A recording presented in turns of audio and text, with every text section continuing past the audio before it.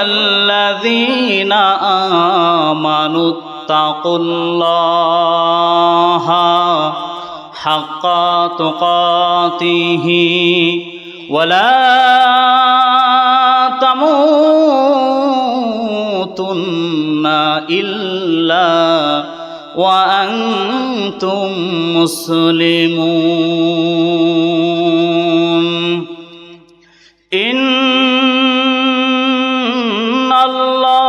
ইন্নাল্লাহা ওয়া মালাইকাতাহু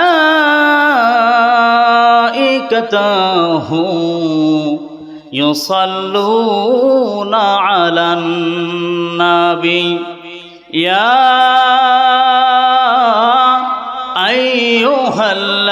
আইয়ুহাল্লাযীনা আমানু সাল্লু আলাইহি ওয়া সাল্লিমু তাসলিমা।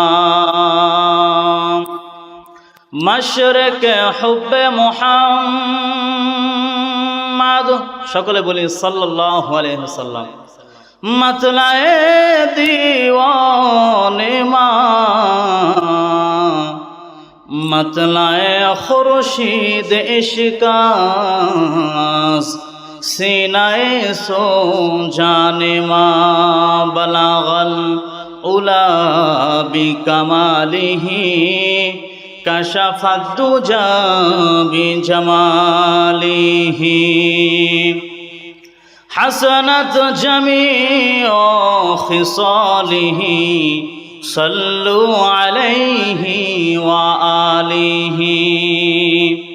अल्लाहुम्मा सल्लि अला मुहम्मद व अला आलि मुहम्मद कमा सल्लैता अला इब्राहीम व अला आलि इब्राहीम इन्नका हमीदुम मजीद। अल्लाहुम्मा बारिक अला मुहम्मद व अला आलि मुहम्मद कमा बारकता अला इब्राहीम व अला आलि इब्राहीम इन्नका हमीदुम मजीद। अल्हम्दुलिल्लाह, আল্লাহর দরবারে লক্ষ কোটি শুকরিয়া যে মহান রব্বুল আলামিন আমাদেরকে জোহরের নামাজ আদায় করে আজকের এই বিশাল তাফসিরুল কোরআনের মাহফিলে আল্লাহ রব্বুল আলামিন আমাদেরকে কবুল করেছেন। এই জন্য আমরা খুশি না বেজার? যদি আমরা খুশি হয়ে থাকি তাহলে সবাই সমস্বরে উচ্চ আওয়াজে বলি আলহামদুলিল্লাহ। মানবতার মুক্তির দূত, যাকে সৃষ্টি না করলে আল্লাহ রাব্বুল আলামিন কোনো কিছুই সৃষ্টি করতেন না, সে মহামানব মুহাম্মদ আরবি মুহাম্মদে কিবরিয়া, সকলে বলি সাল্লাল্লাহু আলাইহি ওয়াসাল্লাম।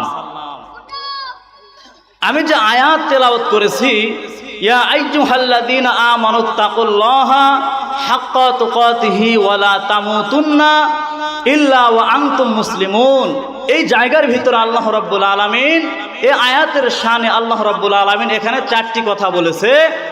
এক নম্বর কথা হলো ইয়া আইয়ুহাল্লাযীনা আমানু, হে ঈমানদারগণ, অর্থাৎ তোমরা যারা ঈমান নিয়ে এসেছো, যারা আমরা ঈমান নিয়ে এসেছি তাদেরকে লক্ষ্য করেই আল্লাহ রাব্বুল আলামিন বলতেছে তোমাদের এক নম্বর কাজ হলো আত্তাকুল্লাহ, তাকওয়াল্লাহ, ইত্তাকুল্লাহ, অর্থাৎ আমাদের কলিজার মধ্যে আল্লাহর ভয়। দুই নম্বর কথা আল্লাহ রাব্বুল আলামিন এখানে বলতেছে হাক্কা তুকাতিহি, ভয় করার মতন ভয় করতে হবে। তিন নম্বর আল্লাহ রাব্বুল আলামিন এখানে বলতেছে ওয়ালা তামুতুন্না ইল্লা ওয়া আনতুম মুসলিমুন, তোমরা তো মরবেই, মৃত্যুবরণ করতেই হবে সবাইকে, কিন্তু মুসলমান না হয়ে আমাদের মৃত্যুবরণ নয়। তাহলে আল্লাহ রাব্বুল আলামিন এখানে বলতেছে ইয়া আইয়ুহাল্লাযীনা আমানু। এখন আমার প্রশ্ন হলো ঈমানদার কারা? সমস্ত সাহাবীরা বলতেছে ইয়া রাসূলুল্লাহ, এখানে আল্লাহ রাব্বুল আলামিন বলেছেন ইয়া আইয়ুহাল্লাযীনা আমানু, আল্লাহ রাব্বুল আলামিন এখানে যে বললেন ইয়া আইয়ুহাল্লাযীনা আমানু, এখানে ঈমানদার কারা? রাসূল সঙ্গে সঙ্গে বলতেছে ইকরার বিল লিসান, তাসদিক বিল জানান, আমল বিল আরকান, এই তিনটার নাম হলো ঈমান। সাহাবীরা বলতেছে ইয়া রাসূলুল্লাহ, আপনি যে বললেন ইকরার বিল লিসান, এইটার মানে আমরা বুঝলাম না। রাসূল বলতেছে তাহলে শোনো, তাহলে জানো, লা ইলাহা ইল্লাল্লাহ মুহাম্মদ রাসূলুল্লাহ, এইটা শুধু জবানে বললে হবে না। ইকরার বিল লিসান তুমি জবানে বললে শুধু হবে না। রাসূল বলতেছে আমি যেটা দ্বিতীয়বারে বলেছি তাসদিক বিল জানান, সেইটা আবার কলিজার মধ্যে জায়গা দেওয়া লাগবে। সাহাবীরা বলতেছে ইয়া রাসূলুল্লাহ, আপনি যে 3 নম্বরে বললেন আমল বিল আরকান, এইটার মানে আমরা বুঝলাম না। রাসূল বলতেছে ইকরার বিল লিসান তুমি শুধু জবানে বললে হবে না, তাসদিক বিল জানান কলিজার মধ্যে জায়গা দেওয়া লাগবে। রাসূল বলতেছে 3 নম্বর আমি যেটা বলেছি আমল বিল আরকান, এই যে লা ইলাহা ইল্লাল্লাহ মুহাম্মদ রাসূলুল্লাহ শুধু মুখে বললেও হবে না, অন্তরের মধ্যে জায়গা দিলেও আবার হবে না, তোমার আমলের মাধ্যমে প্রকাশ করা লাগবে। তাহলে আমরা যারা এখানে এসেছি, আমরা যদি লা ইলাহা ইল্লাল্লাহ মুহাম্মদ রাসূলুল্লাহ জবান দিয়ে পড়লে শুধু হবে না, সেইটা কিন্তু আমাদের কলিজার মধ্যে জায়গা দেওয়া লাগবে। শুধু কলিজার মধ্যে জায়গা দিলে হবে না, সেইটা আবার আমলের মাধ্যমে প্রকাশ করা লাগবে। কথা ঠিক কিনা? জোরে বলেন। লা ইলাহা ইল্লাল্লাহ আমি শুধু জবানে বললাম তাহলে চলবে না, তাসদিক বিল জানান সেইটা আবার আমার কলিজার মধ্যে জায়গা দিতে হবে। কলিজার মধ্যে জায়গা দিলেও শুধু হবে না, আমল বিল আরকান সেইটা আবার কি করা লাগবে? আমলের মাধ্যমে প্রকাশ করা লাগবে।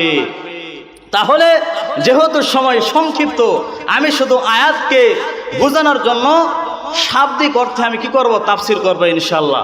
এখানে আল্লাহ রাব্বুল আলামিন বলতেছে আত্তাকুল্লাহ, তাকওয়াল্লাহ, আল্লাহর ভয়। আল্লাহর ভয় কেমন দেখেন, একজন সাহাবী নাম হলো আমর ইবনুল জামহু। নাম কি? আমর ইবনুল জামহু, পঙ্গু সাহাবী। সেই সাহাবী রাসূলের কাছেই গিয়ে বলতেছে ইয়া রাসূলুল্লাহ, আমি একটু জিহাদের ময়দানে জিহাদ করতে চাই। রাসূল বলতেছে কোনো সুযোগ নাই, তুমি হলো পঙ্গু মানুষ, তুমি জিহাদের ময়দানে গিয়ে জিহাদ করতে পারবে না, তুমি বরং বাড়িতে যাও। আল্লাহর নবীর কথা শুনে বাড়িতে যেই মাত্র প্রবেশ করবে, ওই সময় তার বিবি ঘরের ভিতর থেকে বলতেছে আল্লাহ, আমার স্বামী হলো পঙ্গু, আমার স্বামীকে আল্লাহর নবী অনুমতি দিবে না, আমি সেইটা জানি। ওগো আল্লাহ, আমার স্বামী যে নবীর কাছে গেছে, আল্লাহর নবী অনুমতি দিবে না সেইটা আমি জানি, কিন্তু ওগো আল্লাহ, আমার স্বামীকে যদি অনুমতি দিত আর আমার স্বামী যদি শহীদ হয়ে যেত, তাহলে কিয়ামতের ময়দানে আমি শহীদের স্ত্রী হয়ে দাঁড়াতে পারতাম। সঙ্গে সঙ্গে আমর ইবনুল জামহু পঙ্গু সাহাবী রাসূলের কাছে গিয়ে বলতেছে ইয়া রাসূলুল্লাহ, আমি জিহাদের ময়দানে আমি যাবই যাব ইয়া রাসূলুল্লাহ, আমি যাব। সঙ্গে সঙ্গে রাসূল বলতেছে আমর ইবনুল জামহু, তুমি তো পঙ্গু, আমি ভেবেছিলাম আসলেই পঙ্গু, কিন্তু তোমার ঈমান এতই শক্ত, এতই ভালো তোমার ঈমান, আমি এটা বুঝতে পারি নাই। আমর ইবনুল জামহু, আমি তোমাকে জিহাদের অনুমতি দিলাম, তুমি যাও। সঙ্গে সঙ্গে আমর ইবনুল জামহু পঙ্গু সাহাবী বাড়িতে এসে বলতেছে ওগো বিবি, আল্লাহর নবী আমাকে জিহাদের অনুমতি দিয়েছে। ওগো বিবি, আমি জিহাদ করতে চাই। বলতেছি তুমি তো জিহাদ করবে, কিন্তু তোমার পা নেই, হাত হাত নাই কিভাবে জিহাদ করবে।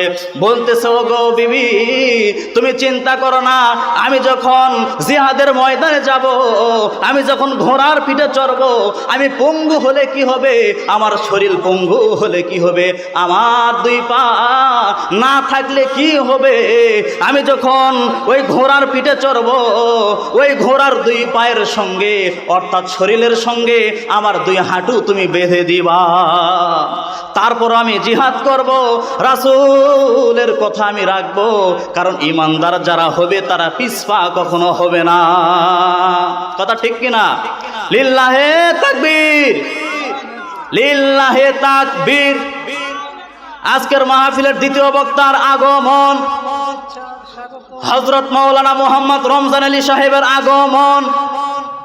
লিল্লাহে তাকবীর। আলহামদুলিল্লাহ। আজকের মাহফিলের দ্বিতীয় বক্তা আমার প্রিয় ভাগনা, আমরা মামা ভাগনা মোহাম্মদ রমজান আলী ভাগনা এসেছে, এখন সে কথা বলবে।